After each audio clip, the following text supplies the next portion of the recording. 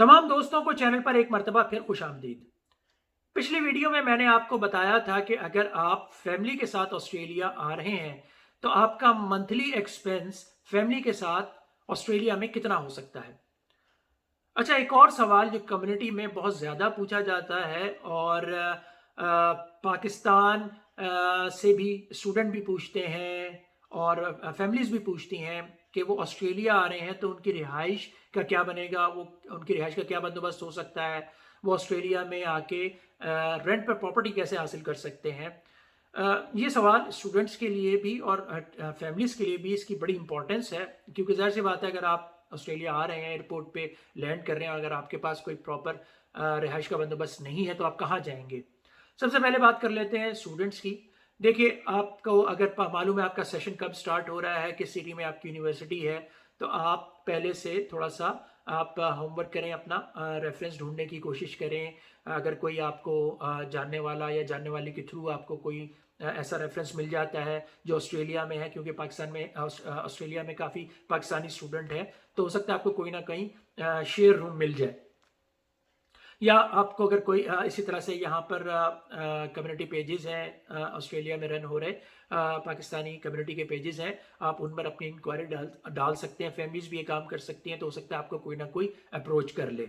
लेकिन अगर बिलफर्ज आपको कोई नहीं मिलता तो स्टूडेंट के जिस यूनिवर्सिटी में आप जा रहे हैं वहाँ पे हॉस्टल्स हैं, आप वहाँ पर भी रिहाइश का ऑप्शन सोच सकते हैं। वो थोड़ी सी एक्सपेंसिव होती हैं, लेकिन कम से कम आपके पास एक प्रॉपर रिहाइश होगी जब आप यहाँ आएंगे। तो उसके बाद आप कोई सस्ता या इकोनॉमिकल जो है वो रिहाइश आप ढूंढ सकते हैं, कोई शेयर रूम वगैरह। अच्छा, अब फैमिलीज़ की बात कर लेते हैं। देखिए, अगर फैमिलीज़ के लिए मेरी एडवाइस होगी कि अगर तो आपका कोई ब्लड रिलेशन, कोई सगा बहन भाई, कज़न, कोई बहुत करीबी दोस्त, अजीज़ रिश्तेदार ऑस्ट्रेलिया में रहता है और वो आपसे कमिट करता है कि आप उसके पास आ जाएं, और जब तक आपको कोई प्रॉपर रिहाइश नहीं मिलती आप उन फैमिली के साथ उनके साथ रह सकते हैं, तब तो आप फैमिली को लेकर ज़रूर आए। लेकिन अगर आप इस प्लानिंग पे फैमिली को ला रहे हैं कि आप हफ्ता 10 दिन किसी होटल में, मोटेल में या एयरबीएनबी के थ्रू आपको रिहाइश ढूंढ लेंगे और उस पर रह लेंगे, तो फिर प्लीज़ ना आए। क्योंकि क्योंकि आप हफ्ता 10 दिन में अगर आपका ख्याल है कि आपको कोई रेंटल प्रॉपर्टी मिल जाएगी, तो प्लीज़ इस प्लानिंग को जहन में मत लाएं, क्योंकि हफ्ता 10 दिन में आपको कोई प्रॉपर्टी ढूंढना रेंट पर next to impossible, particularly in Melbourne and Sydney, इन शहरों में। अच्छा, अब मैं आपको उसकी वजह बता देता हूँ, मैं उसको थोड़ा सा आपको समझा देता हूँ कि आप रेंट पे प्रॉपर्टी कैसे हासिल करते हैं। देखिए, आप दो तरीकों से रेंट पे प्रॉपर्टी हासिल कर सकते हैं। या तो आप है कि आप रियल इस्टेट एजेंट्स के थ्रू या रियल इस्टेट एजेंसीज को अप्रोच करते हैं, वहाँ से आपको प्रॉपर्टी मिल सकती है रेंट पे। या आप किसी ओनर को डायरेक्ट अप्रोच कर लें या ओनर आपको अप्रोच कर लेता है, तो आप रेंट पे प्रॉपर्टी ले सकते हैं।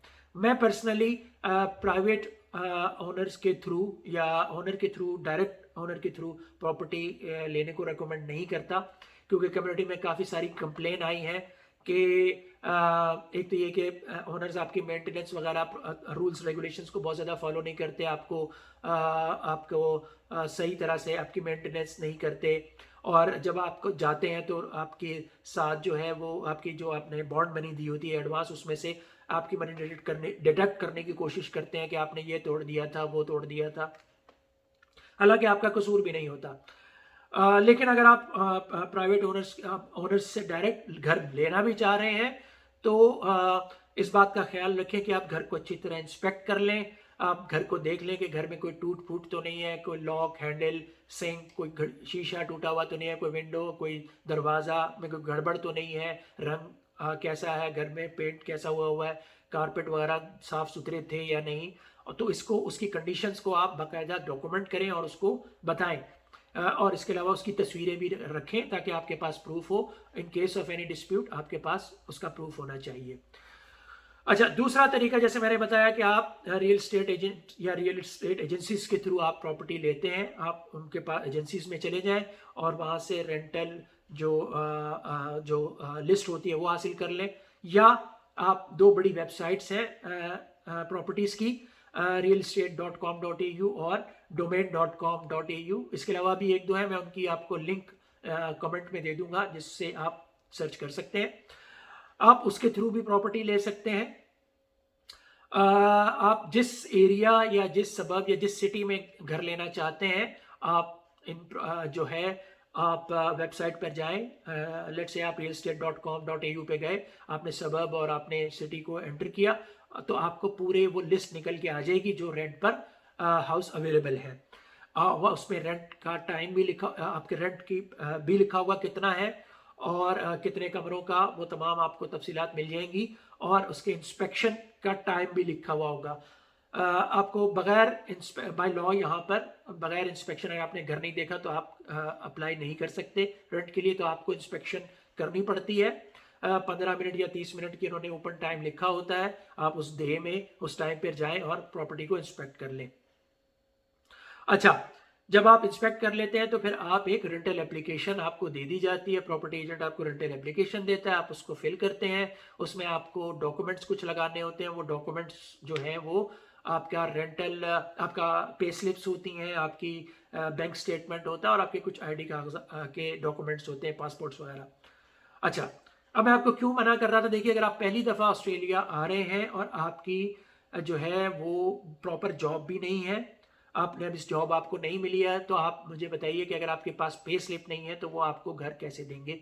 वो बगैर, अगर आपकी प्रॉपर इनकम सोर्स नहीं है आपके पास, तो घर मिलना बहुत मुश्किल हो जाता है। इसी तरह रियल स्टेट एजेंट जो होते हैं वो उस कैंडिडेट को प्रेफर करते हैं जिसकी रेंटल हिस्ट्री हो, यानी कि 2 3 4 साल उसके वो रेंट पे रह चुका हो।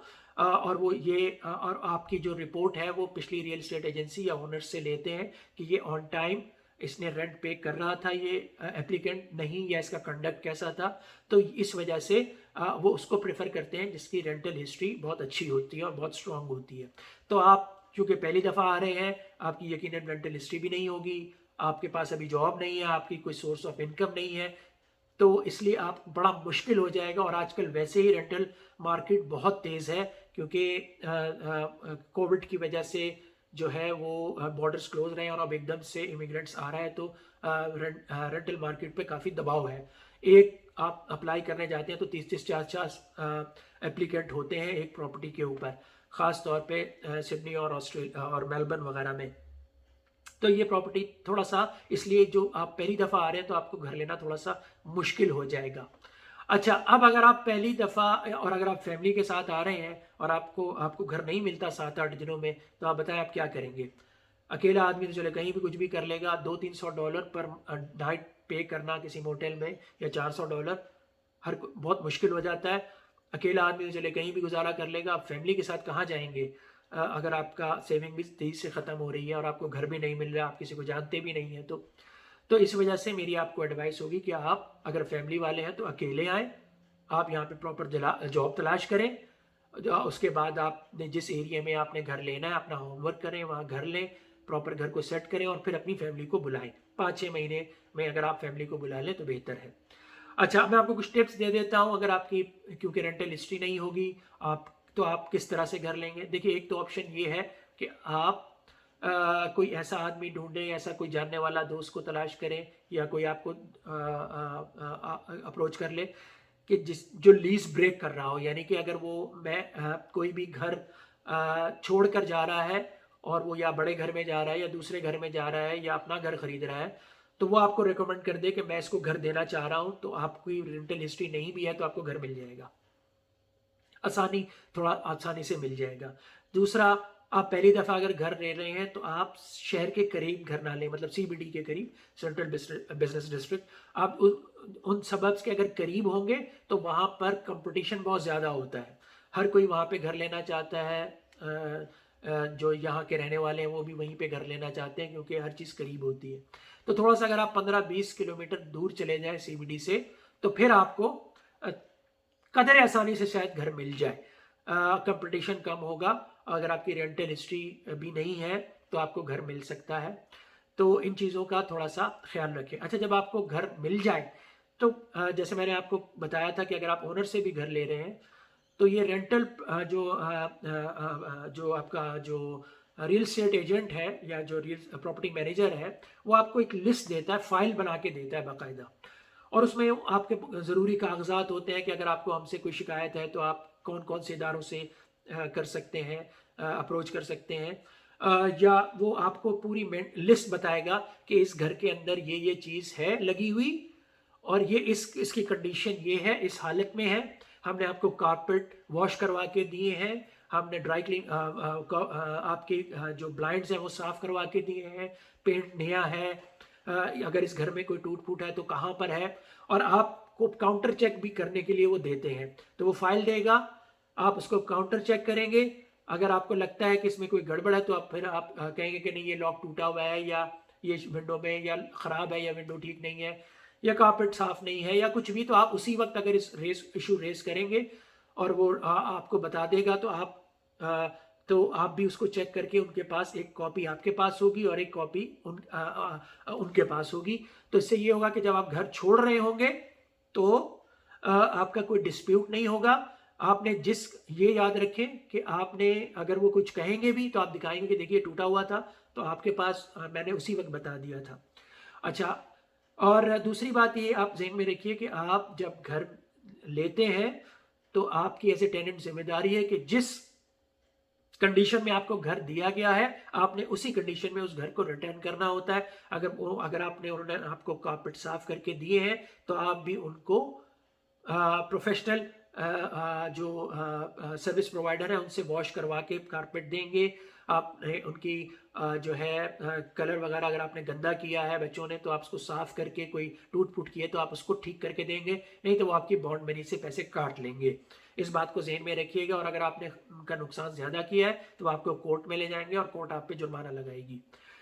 तो ये कुछ चीज़ें थी जो मैंने आपको गाइड करना थी। मैं आपसे फिर कहूँगा कि अगर आप फैमिली के साथ आ रहे हैं तो आप बेहतर है कि अकेले हैं। अगर आपके पास जॉब नहीं है और आपके पास कोई रेंटल हिस्ट्री नहीं है तो पहले आके जॉब ढूंढें, रिहाइश ढूंढें और उसके बाद फैमिली को बुलाएं।